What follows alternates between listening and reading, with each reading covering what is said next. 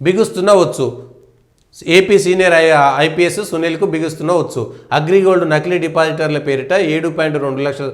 ఈ అధికారులందరూ కూడా ఇప్పుడు ఆ ఫార్ములా కేసులో అధికారి అరవింద్ కుమారో, సునీల్ రెడ్డో, ఇంకోరో ఇవాళ కోర్టుల చుట్టూ తిరగాల్సినటువంటి పరిస్థితి. ఇవాళ ఏపీ అధికారి కూడా, ఐపీఎస్ అధికారి సునీల్ ఇవాళ కోర్టుల చుట్టూ తిరగాల్సినటువంటి పరిస్థితి.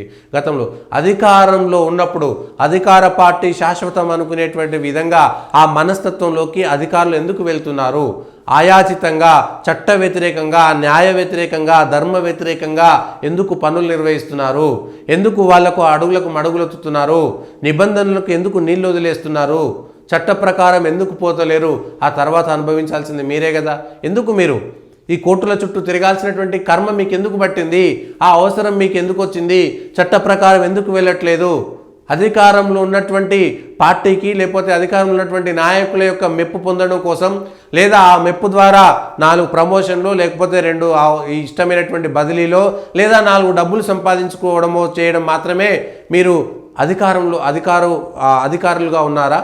దానికోసమే ఉద్యోగం చేస్తున్నారా? అధికారంలో ఎవరుంటే వాళ్ళ పాట పాడడమే అధికారుల యొక్క విధియా? మంచి చెడు విచక్షణ అనేటువంటిది ఉండదా? అటెండర్ నుంచి ఐఏఎస్ దాకా 30 సంవత్సరాలు సర్వీస్ చేయాల్సినటువంటి వాళ్ళు ఇష్టానుసారంగా వ్యవహారం ఎందుకు చేస్తున్నారు? నిబంధనలు ఎందుకు పట్టించుకోవట్లేదు?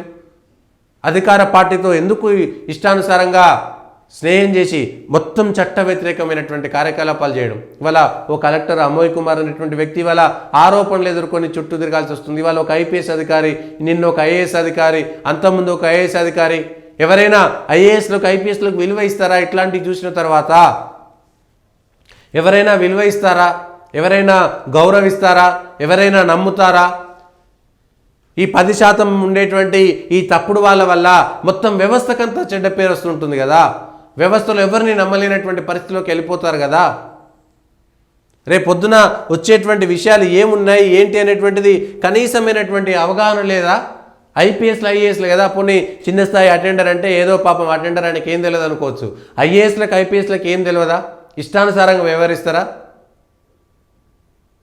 ఇట్లా వ్యవహారం చేయడం వల్ల కక్ష సాధింపుకు వస్తుంది. అధికారులు కూడా ఆ పార్టీ అధికారులు, ఈ పార్టీ అధికారులు అట్లా వెళ్ళాల్సినటువంటి పరిస్థితి వస్తున్నది.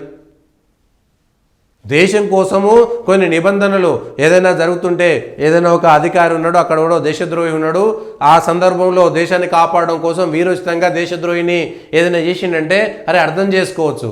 కానీ అట్లాంటిది కాదు కదా ఇది.